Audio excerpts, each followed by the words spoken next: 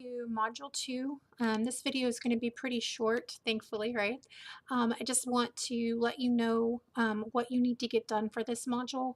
You only have one assignment in this module. However, there is quite a bit of reading material to make sure that you do this first essay and get a satisfactory grade or a grade that you're wanting to get. So the first folder that you have in this module is entitled Writing a Literary Analysis.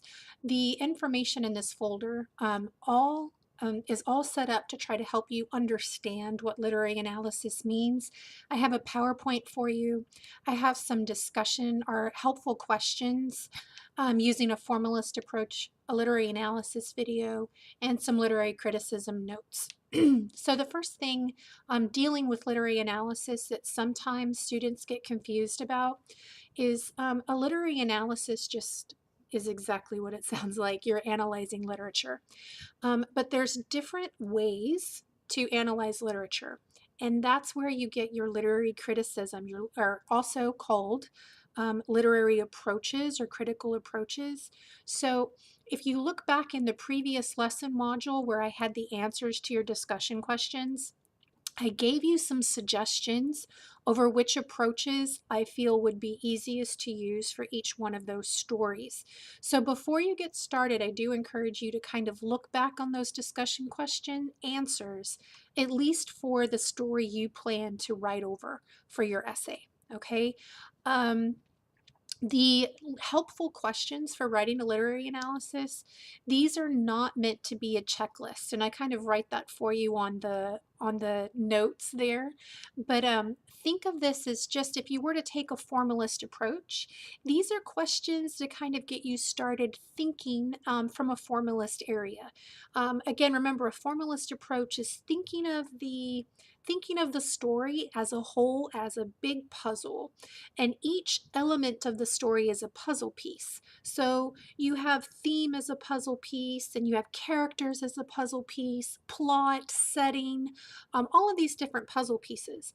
And when you write in a formalist approach, you're taking these elements, these puzzle pieces, and trying to make them fit into a whole. So that the person reading your essay understands why each one of those elements is important and how that delivers the theme, okay?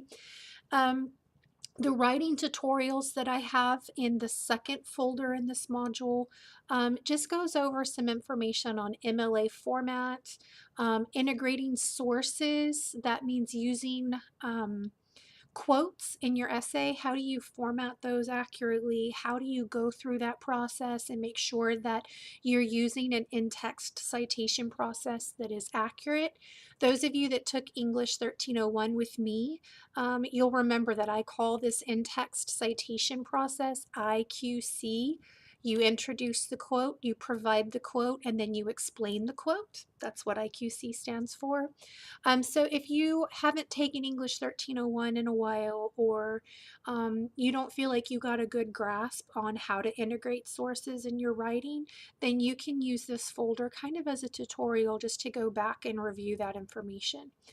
And of course, the last folder in this module is the essay assignment that gives you all of the directions and information you need to know, and then also has the tab where you will turn in your first essay. I do have this written down in notes, guys, but I want to go ahead and say it in this video also. You do need a works cited page for this essay, okay? So when you look at the directions, you'll notice that you have to have an article to write this essay as well.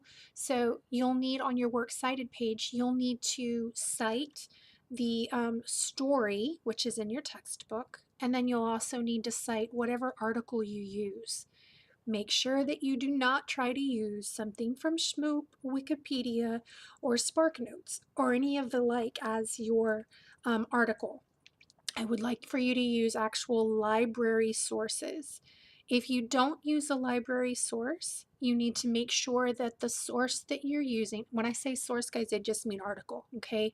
That the article that you're using is an acceptable peer-reviewed article. That means you have to know who the author is. The author has to be an expert in that field, a recognized scholar, and that it's published in a valid publication, journal, or um, what have you, textbook, whatever. Okay. If you have any questions on that, just go ahead and give me a text, and I'll help you as much as possible. Sometimes students previously have found it helpful to maybe attend one of my lectures. I do have a face-to-face English 1302. You're welcome to attend any of those lectures as needed. You don't even have to let me know. You can just show up. If you're still in high school and need a note, I can sign that note. It's not a problem at all. Just let me know, guys. Okay, I'm here to help you. And good luck on this first essay.